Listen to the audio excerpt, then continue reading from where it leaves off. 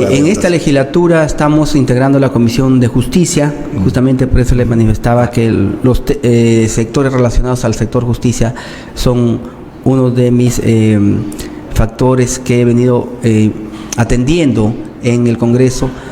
También en la Comisión de Trabajo estamos, por eso es que estamos haciendo seguimiento también al cumplimiento de algunas negociaciones colectivas de algunos sectores, tanto descentralizadas como la negociación colectiva nacional centralizada. También estamos integrando la Comisión de Defensa Nacional, que tiene que ver con todo el tema de dictaminar y estudiar las iniciativas a la seguridad ciudadana, que se complementa esto con las iniciativas que van al sector de justicia, y que ahí hemos impulsado muchas normas que en su momento fueron muy debatidas, ¿no? Nosotros consideramos que era necesario reformular algunas normativa penal para empoderar, por ejemplo, a la policía, para que los presos trabajen, para expulsar a los extranjeros ilegales, para tener un nuevo código penal, para que las Fuerzas Armadas ayuden a la Policía Nacional a controlar o a la seguridad ciudadana, a controlar las fronteras, entre otras iniciativas que creemos que son necesarias para contrarrestar la ola de criminalidad, ¿no? Sin embargo, muchas de estas fueron observadas por el propio Ejecutivo, que ahora de alguna manera están impulsando a algunos grupos, pero que en su momento no supieron entender el fondo de estas propuestas, que hubieran ayudado mucho, por ejemplo, a la seguridad ciudadana, que actualmente está en crisis, ¿no?, el país, ¿no? Por ejemplo, que las Fuerzas Armadas cuiden siquiera la frontera, ¿no?, para evitar que sigan ingresando más extranjeros indocumentados al país. Usted ha sido bien fuerte en ese sentido en un momento de la expulsión de los extranjeros que no estén con su documento en regla, como se hace en otros países. Si uno no está en regla o se porta mal en un país, pues al toque lo están deportando. ¿Por qué cree usted que en nuestro país no se implementa ese tipo de acciones, entendiendo de que siempre se ha detectado, por ejemplo, gran parte de los que básicamente han venido de Venezuela, los que son indocumentados, hay personas de mucha valía que han venido a aportar a nuestro país con ellos, como decimos, no es la cosa? Porque el año pasado, por ejemplo, se escuchó al ministro de ese entonces del Interior de que el gobierno había dado un plazo para que regulen con este PPT, me parece, el permiso temporal de permanencia. De permanencia, y que los que no iban a tenerlo ya a la mano iban a ser expulsados, pero nada de ello se ha visto. Y si retrocedemos un poco más atrás, desde Pedro Pablo Kuczynski, desde su presidencia, se ha hecho un corredor, se ha visto que fácilmente han podido ingresar. Está bien, nos acogieron en los 80 los venezolanos, hay que reconocer ello, porque gran cantidad de peruanos migró a ese lugar, pero que vengan pues los que están, los que no están, que vengan los que están bien y no los que están al margen de la ley. Sí, mire, efectivamente usted lo ha dicho muy bien. El presidente Kuczynski en el 2017, enero del 2017, juntamente con el señor Carlos Basombrío, y hay que recordar algunos nombres porque ahora los vamos a ver nuevamente de opinólogos, ¿no? El señor Carlos Basombrío con el presidente Kuczynski de ese entonces firmaron un decreto supremo, el 02-2007 del Ministerio del Interior. Y acordémonos también porque es importante este sector, donde ellos con solamente un decreto establecieron que los extranjeros simplemente tenían que firmar una declaración jurada de no tener antecedentes y ingresaban al país. No, y el Estado no tiene la manera de contrarrestar esa información.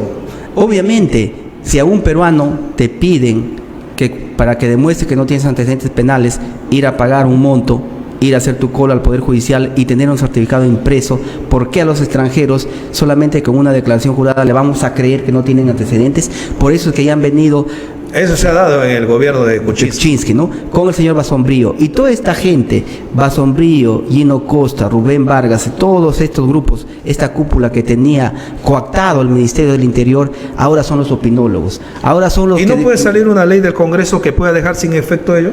Yo lo estaba impulsando. Desde 2022 he presentado propuestas para expulsar a los extranjeros y dejar sin efecto esta norma. No, que quede claro, los que están ilegales, obviamente, no estamos hablando de los que están bien, ¿no? Porque acá tenemos profesionales, por ejemplo, en el sector de salud, que han ingresado muy bien, y en otras áreas, ellos bienvenidos al contrario, quédense.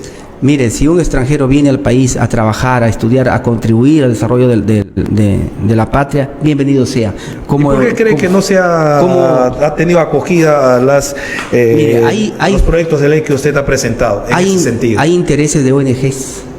Pero tan fuertes como ser una ONG sobre el bienestar de todos los peruanos de un Estado. ¿Quiere decir que nuestro Estado no es tan fuerte? Lamentablemente, ¿no? Ahora hemos sabido en los últimos días el rol de la USAID, ¿no? Esta agencia de cooperación americana, que no era pues la buenita que venía a hacer ayuda humanitaria. Lo ha dicho el señor Trump, o sea, el presidente americano actual, ¿no? Nosotros en su momento lo denunciamos. Esta ONG inyectaba dinero, recursos, millones de dólares para hacer incidencia política, supuestamente con el cuento de la ayuda, pero eran activistas políticos, ¿no? Que además sus condiciones, te doy el dinero, pero déjame pasar a todos los extranjeros. Sí, ¿esa ha sido la realidad? Esa ha sido la realidad, ¿no? ¿Por qué los países cooperantes que son tan buenos como la Unión Europea, Estados Unidos, estos países, por ejemplo, ¿no? De Alemania, que tiene mucha incidencia en San Martín también? ¿Por qué no se lleva a ellos, a los extranjeros ilegales, si quiere tanto, ¿no? Lo que pasa que acá, lo que ellos, para no hacerse responsable de lo que ellos mismos ocasionan, esta migración descontrolada que ha habido de venezolanos, ha sido por factores políticos, de querer demostrar que en Venezuela se estaban viviendo mal, y donde salen pues los políticos como el señor Kuczynski, el señor del Castillo y otros, que ahora los vemos, ¿no? Que se rasgan las vestiduras cuando son los responsables de haber llevado responsables de esta normativa que flexibilizaron las políticas de migración, y que como es sabido, la mayoría de cabecillas de estas bandas de organizaciones criminales, secuestradores, asaltantes, extorsionadores, como el Tren de Aragua, los Cota, los Lobos, los Gallegos, son dirigidos por venezolanos, ¿no? Y se ha comprobado que uno de los líderes grandes del Tren de Aragua vive en nuestro país. Uno de los líderes vive. O sea, como es tan fácil ingresar con una delegación jurada, han ingresado, pues, ¿no? Y ahora se sabe, fíjese usted, que detrás de esto hay otro negociado, las armas, ¿no? Como hemos visto que los fundadores de IDL tienen relación con empresarios que le venden armas a la policía, al ejército, pero que a su vez estas armas también le venden a las bandas organizadas que ahora están azotando al país con el crimen organizado. O sea que es un negocio para ellos, ¿no? Con una fachada de ONG como es IDL. No, como siempre se ha visto a nivel del mundo, ¿no? Las guerras justamente las hacen los fabricantes de armas que tienen puestos claves del gobierno de los Estados Unidos, ¿no? Y te siembran y te crean guerras a veces hasta injustas. Pero la coyuntura, ¿no cree usted que es bueno de nuevo revisar, sacar estos proyectos de ley que usted ha presentado y que no han tenido la acogida, y que ahora ya sabiendo la realidad se podría poner al descubierto estos intereses, ¿no? Y cuando vemos que nuestros políticos son descubiertos, pues actúan diferente. Sí, desde luego, mire, ha quedado en evidencia en estos últimos meses cómo esta gente que estuvo antes de ministros del Interior, que es un sector clave para la seguridad ciudadana, donde hay agencias de inteligencia, no solamente dentro de los estamentos de la policía, sino también el Ministerio del Interior tiene una institución de inteligencia dentro de su organigrama, que es la DIGEMIN, lo que se han dedicado, en vez de perseguir al Tren de Aragua, a los extorsionadores, a los secuestradores, lo que han hecho es perseguir a ciertos partidos políticos, a ciertos políticos que para ellos tienen un planteamiento directo, ¿no? Lo que hemos visto que la DIVIAT, en vez de ir detrás, hacerle reglaje, seguimiento a estas organizaciones criminales, a estas bandas, lo que han hecho es perseguir, por ejemplo, en su momento a todo lo que era el gobierno del presidente Castillo, a perseguir a los congresistas de Perú Libre, a chuponear a los políticos, y no a perseguir al crimen organizado, porque no, está hablando usted de Vladimir Cerrón, porque se les indicó a usted mucho de que pues ayudó a mantener hasta ahora en la clandestinidad al líder de su partido. Eso fabricaban ellos, pues fabricaban con dinero de inteligencia que no es fiscalizado. Por eso es que toda esta gente, tanto de esta parte del personal funcionarios que han sido ministros, como el señor Colchado, que a Dios gracias ya no está en la policía, lo que hicieron es este dinero de inteligencia que no es fiscalizado porque es justamente reservado, no persiguieron a las bandas organizadas, sino que lo dedicaron para hacer persecución judicial y política a quienes no pensamos como ellos, ¿no? Que son, ellos protegían a este sector caviar de todos estos ministros. Ellos mismos reconocen que crearon esta unidad policial, pero lo que hacían es armar muñecos, armar historias, armar novelas de que el congresista Gonza, o sea, mi persona tenía escondido el doctor Vladimir Cerrón, cosa que, es prácticamente soñar despierto lo que ellos decían, ¿no? No, pero ahora ya Vladimir Cerrón, en cierta manera, ya está libre de esos cargos. ¿Sabe usted que en algún momento él ya va a salir, digamos, de la clandestinidad, va a dar la cara y responder como debe ser también un político? Mire, él siempre ha respondido, pero... No, ya, sino presencialmente, digamos. No, claro. ¿No? Desde Twitter no. Nosotros consideramos que todos los casos, como se ha visto que la Corte Suprema, en la más alta instancia del Poder Judicial, siempre nos ha dado la razón. En todos los casos. Acaba de salir también el tema de que se anuló la condena por el caso Lauroya. Un caso que, fíjese usted, por el cual en su momento estuvo preso. En su momento lo destituyeron de su docencia universitaria. Él enseñaba en la Universidad de Junín, en Huancayo. Él era trabajador nombrado de salud en Huancayo. Todo esto lo destituyeron, lo sacaron de la plancha presidencial. Manifiesta de que todo esto ha sido creado por todos estos operadores desde el servicio de inteligencia con el único objetivo de anularlo o de bajarlo la presencia política que él tenía, pero en el gobierno del señor Castillo él tenía injerencia, colocaba ministros, eso se ha podido comprobar también. Fíjese que eso es... muy falso, porque le comento, Perú Libre y el doctor Vladimir Cerrón y la bancada de Perú Libre nunca gobernamos con el señor Castillo. Eso es algo que estamos desmintiendo y que era lo normal, ¿no? Que el partido que gane las elecciones es el Pero partido tenía que su gobierna. cuota, el señor Cerrón tenía su cuota para colocar ministros, como lo tenía también los aliados de Pedro Castillo, como no la señora Verónica, ¿no? que también ponía ministros. Mire, el único partido que tuvo Perú Libre como tal fue el señor Guido Bellido. El único. Después, más bien, si alguien era de Perú Libre, más bien era excluido, marginado, y inclusive le cerraban las puertas en todo lugar. La señora Verónica sí tuvo hasta 8 ministros, 10 ministros en el primer gabinete. Entonces, prácticamente el presidente Castillo ha gobernado, no con Perú Libre, gobernó con cualquier otra persona, con cualquier otro partido, menos con Perú Libre. Más bien nosotros, que estuvimos desde un inicio con él en la campaña, yo lo sé porque empezamos en la parte de Cajamarca, cuando ni siquiera una mototaxi nos quería seguir, y ganamos esta elección, y todos los que estuvimos con él quedamos excluidos. Al final, cuando ya empezó a gobernar él, a partir del 28 de julio de 2021, llegaron gente que nosotros nunca habíamos visto en la campaña, gente que inclusive en su momento lo insultaba, en su momento era contrincante político, y estaban ahí. Toda esta gente, el entorno. Sí, llegaron los chotanos, los chiclayanos, la familia, cualquier otro. Ustedes entonces se han sentido excluidos. Entonces, ¿qué opinión tiene usted de ese válido golpe de Estado que dio el expresidente Pedro Castillo? ¿Está usted de acuerdo? ¿Cree que fue un craso error? Mire, cuando el presidente Castillo asume las elecciones, quien debió estar ahí dándole el soporte fue el partido de Perú Libre, ¿no? La bancada. Pero él renunció, como ustedes muy bien conocen, él renunció a Perú Libre más o menos un año después que estuvo en la presidencia, pero él desde el inicio se desligó de los planteamientos que eran de Perú Libre. No solamente en un papel renunció, él renunció desde un inicio. Pero no cree que él lo tenía planificado él, porque justamente creó su bloque magisterial con sus colegas que siempre han estado con él. Su idea de él era destruir a Perú Libre, por eso lo que él quiso es separar al bloque magisterial por un lado, crear bancadas por otro lado, ofrecía ministerios a cambio de que se cambien de la bancada de Perú Libre. Lo digo porque a mí mismo me ofreció varias reiteradas ocasiones, así como a otros congresistas de la bancada de Perú Libre.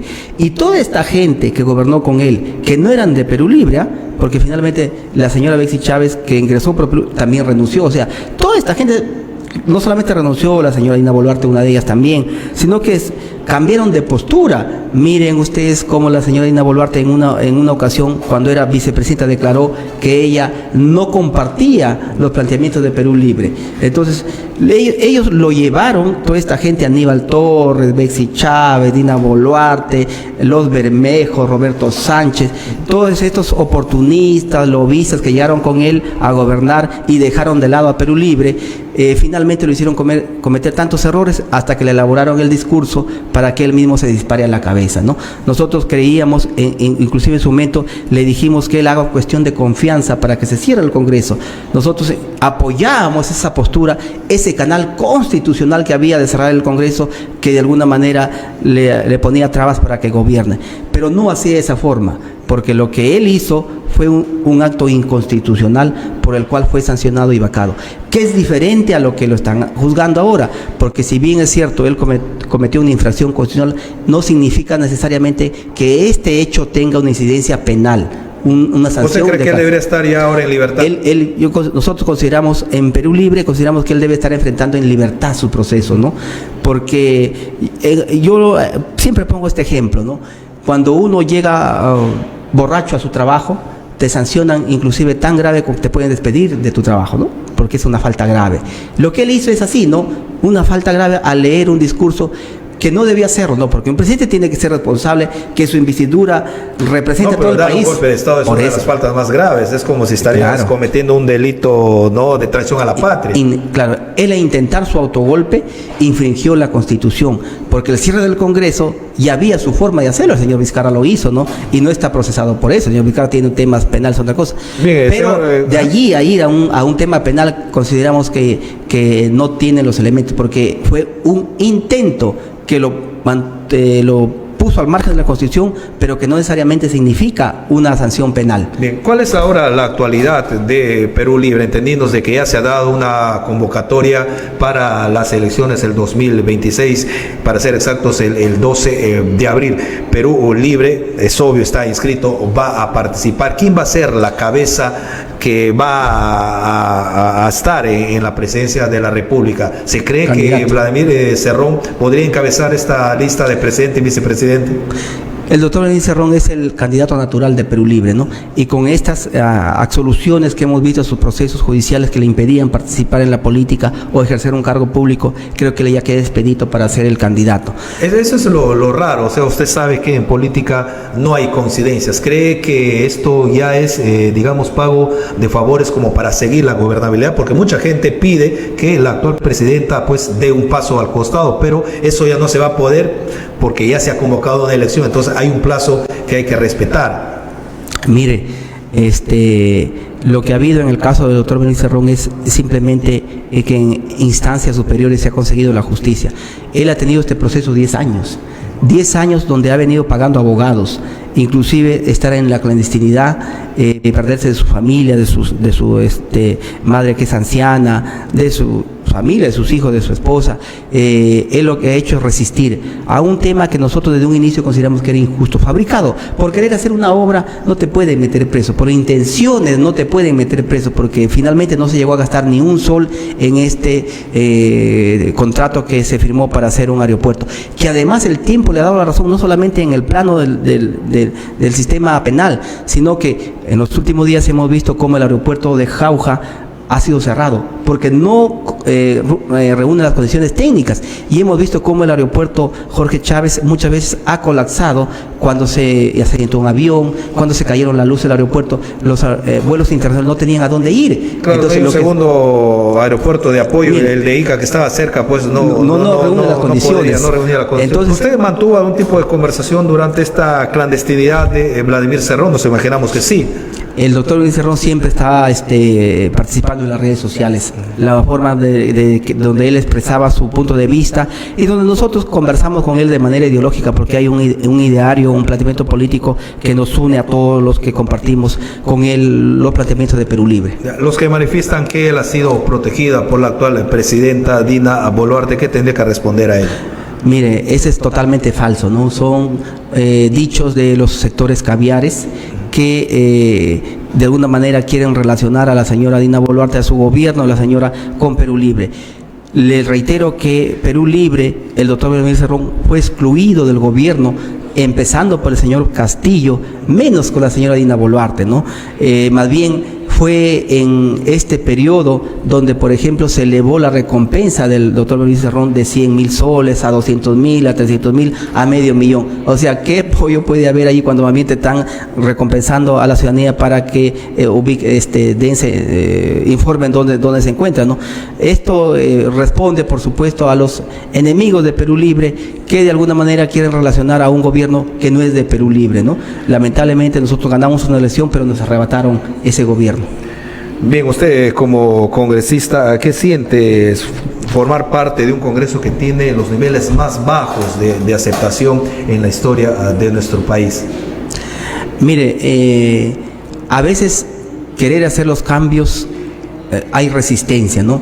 Para los sectores conservadores del país que creen que el sistema está funcionando bien, un sistema que ha excluido a la mayoría de la población, un sistema que ve sobre todo a los provincianos como fuerza de trabajo, como mano de obra barata, donde los grandes poderes que tienen este país, que manejan bajo la sombra los destinos del país, no quieren que nada cambie, ¿no? Frente a eso, nosotros en el Congreso, sobre todo Perú Libre, que ha sido al que más los medios limeños han atacado, ha sido porque hemos sabido entender que hay que hacer cambios estructurales profundos. No lo hemos logrado, pero sí hemos ido avanzando en muchos sectores. Por ejemplo, nombramiento del sector salud, trabajadores que tenían el régimen CAS de 15, 20 años sin un beneficio, maestros que se jubilaban sin ningún beneficio, el sector de la agricultura, donde tenemos que no hay créditos agrarios, el sector de la salud, la educación, y entre otros, por ejemplo, para cuidar nuestros intereses nacionales, como defender Petroperú. Y todo esto significa pues que quienes quieren que nada cambie nos van a atacar. Seguramente en el Congreso habrán otros sectores que se deciden este juego, pero Perú Libre, entendiendo el encargo que nos ha dado la población, hemos empezado a poner en práctica lo que no pudimos hacer en el Ejecutivo con el presidente Castillo, ¿no? Que se fue y nos dejó ahí. Por eso que nosotros hemos emprendido, por ejemplo, la creación de universidades a nivel nacional. Se han creado universidades nuevas donde no habían antes, donde después de una moratoria de 10 años... También a la SUNEDU, en cierta manera, llegó un momento que le bajaron, digamos, no le quitaron algunas herramientas, porque sabemos que ellos también han sido muy estrictos por exigir que la calidad mejore en nuestras universidades, que sabemos, pues, a nivel de Latinoamérica no estamos tan bien ubicados, salvo excepciones que son San Marcos, la Católica y un par de universidades más. Mire, ¿Cómo es? Porque han generado una corriente de opinión diciendo que en el Congreso se disminuyeron las facultades de la SUNEDU. Eso es otra mentira, porque ellos no eran estrictos, sino con algunos. Porque de las investigaciones que hicimos, por ejemplo, licenciaron en Trujillo una universidad particular que tenía solamente terreno. Pero sí, con algunas universidades nacionales emblemáticas como la Pedro Ruiz Gallo, la Universidad de Ica, querían cerrarlas, diciendo que no tienen infraestructura, que no tienen equipamiento, cuando es el mismo Estado quien debe darle lo que le falta a la universidad pública. Creíamos que hay que hacer ajustes, como por ejemplo también lo que dijeron de los currículas y la ideología de género, ¿no? ¿Cómo no vamos a querer que los padres de familia participen en la formación de sus hijos? El padre tiene un rol, pero hasta cierto punto, pero de ahí enseñarle la sexualidad a un niño que recién está empezando a vivir y señalarle que tiene que tener relaciones con un niño del mismo sexo, eso no podíamos permitir. Eso es lo que nosotros hemos venido corrigiendo en atención a rescatar los valores nacionales. ¿El Unido ha tenido algún tipo de intereses específicamente? Ha tenido sesgos. Ha tenido sesgos. Pero por ejemplo, la percepción que tiene la población del Congreso pues es general, ¿no? Porque creen que ustedes en cierta manera han promovido la criminalidad, porque como usted lo ha dicho, una de sus leyes que pudo haber servido mucho en ese tiempo no llegó a pasar. Sí, no, pero aquí habían dos cosas, ¿no? Por un lado, esta gente de las ONGs que está infiltrada y que tiene el control de la Fiscalía, de los órganos de inteligencia, de parte del Poder Judicial, se han opuesto a estas normas, pero por otro lado utilizaban algunas normas ya que estaban vigentes para no perseguir al criminal, porque imagínense, el país en estos últimos tiempos se ha llenado de bandas de extorsionadores, de asaltantes, de secuestradores. No hemos visto que hayan caído grandes capos del narcotráfico. Entonces, resultados, estas leyes que tienen años no han dado resultados. Pero sí hemos visto que con estas leyes, por ejemplo, han perseguido a líderes políticos, ¿no? Y que tienen inclusive preso a gente inocente. O sea, ¿cree que la policía, el Poder Judicial se ha politizado? Están muy politizados. Eso no lo decimos nosotros. Eso se ha demostrado, por ejemplo, cómo los fiscales del equipo Lavallato, que deben investigar a Odebrecht, no han investigado más bien a Odebrecht. Lo que han hecho ellos es enriquecerse, porque como hemos visto, ahora tienen desbalance patrimonial, residencias en la playa, en zonas exclusivas de Lima, autos de lujo, la familia viviendo en Europa, los hijos estudiando en grandes universidades de Europa. Pero si usted habla que la policía y el Poder Judicial está ciertamente politizado, pero a usted también se le vinculó un momento de participar, reunirse para ver ascensos en la policía. ¿Eso no es politizar tampoco nuestra policía? Eso fue también otra mentira de esta gente. Fíjese, no ha sido mentira en todo caso. Fue persecución. En mi caso, de la misma gente que rodeó al señor Castillo, porque ellos querían a todo lugar separar a la gente de Perú Libre y a los que de alguna manera teníamos bien fijo o bien puesto las ideas de Perú Libre, qué es lo que queríamos hacer para el país. Toda esta gente que rodeó al presidente Castillo, pero sí ahora se va sabiendo que usted tuvo esas reuniones, esas conversaciones. No se comprobó nada, porque es un proceso que finalmente está ahí archivándose, ¿no? No, pero hubo un video donde se le veía a usted no conversando con una persona. Yo he tenido varias reuniones con el presidente en su momento por el tema de la seguridad ciudadana, y si uno va a conversar con los que van a combatir el crimen, tienen que reunirse obviamente con las autoridades policiales. Como no era por ese motivo que ningунamente. Sí. Si nosotros miramos, si yo le voy a hacer llegar mi reporte, desde el primer momento los proyectos que yo empecé eran justamente para la seguridad ciudadana. Propuestas como la expulsión de extranjeros en 72 horas fue una idea mía que la incluimos en el ideario de Perú Libre para lo que manifestamos en la campaña. Una de sus ideas y uno también de sus proyectos que fue cuestionado porque usted viene de las canteras del Congreso, porque ha sido trabajador, ¿no?, del Congreso, y entró de una manera con muchos peruanos desde abajo y comenzó a crecer, pero sacó una ley de que pues se va a mejorar las remuneraciones, y usted si no continúa en política obviamente va a regresar a su puesto de trabajo que está digamos suspendido por el momento. Eso fue también otra mentira, ¿no? En realidad no es el Congreso, es el Palacio de Gobierno. Yo soy nombrado ahí, empecé como mozo, una historia de muchos peruanos, ¿no?, que hay que aplaudir, mire, también.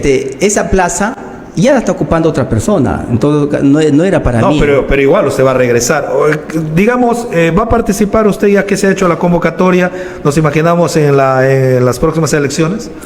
Mire, yo siempre estaré donde la población y mi partido me lo permitan. No, pero ahora ya se dio el play de honor, o sea, ya hay que tener claro si se participa o no, porque ya los plazos están corriendo. Me gustaría seguir avanzando porque hay muchas ideas y proyectos que se han quedado en agenda, ¿no? Me gustaría seguir impulsando para el bien del país, ¿no?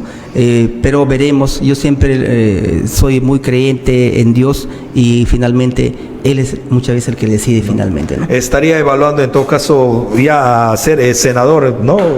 Que podría ser fácilmente ahora. Es una posibilidad, pero como le repito... O de repente mirar a su región, a Cajamarca, como gobernador. Pues son posibilidades que nos imaginamos están ahora en la mesa y que se están evaluando. Yo me veo más en una parte legislativa, pero Dios dirá.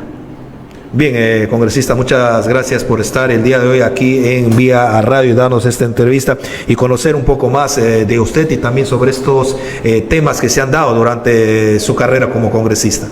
Gracias por el espacio que nos brinda. Bien, ha sido... Saludos a la región San Martín, que aquí además hay bastante cajamarquinos, ¿no? Cajamarca. Sí, son nuestras raíces, ¿no? Innegables, y que agradecemos de que muchas personas de alrededor hayan venido a contribuir, a crecer, a hacer crecer esta región tan linda que nos imaginamos que por ahí, en el tiempo que le queda, puede promulgar alguna ley o proponer alguna ley al Congreso que pueda beneficiar esta zona que usted lo está recorriendo por segunda vez. Sí, ahí estamos, siempre apoyando iniciativas que van en beneficio de los pueblos del Perú profundo, ¿no? Justamente por eso el día de ayer quisimos acompañar al ministro de Vivienda, gracias a la invitación del alcalde de Nueva Cajamarca, para estar presente, porque nosotros en nuestra función, si bien es cierto, somos elegidos por una región, pero nuestra representación es nacional, y cuando van a tocarnos las puertas de nuestros despachos, alcaldes, autoridades locales, no vemos de qué región son. Apoyamos a todo el que nos pide su apoyo. Finalmente, ¿cuál es su relación con la congresista de San Martín, Lucinda Vázquez? Entendido, bueno, que ella es, claro, es del bloque magisterial, pero ingresó, ¿no?, a congresista por Perú Libre.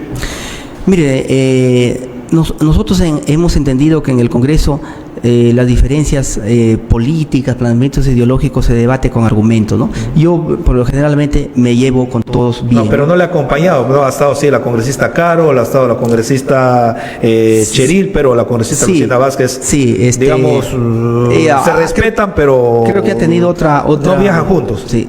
No, ha tenido otra agenda, creo que tengo entendido yo, porque tengo entendido que invitaron a todos los congresistas de la región. Bien, congresista, nuevamente las gracias. Gracias a ustedes. Y por contar con su presencia. Ha sido Américo Gonza Castillo, congresista de la República.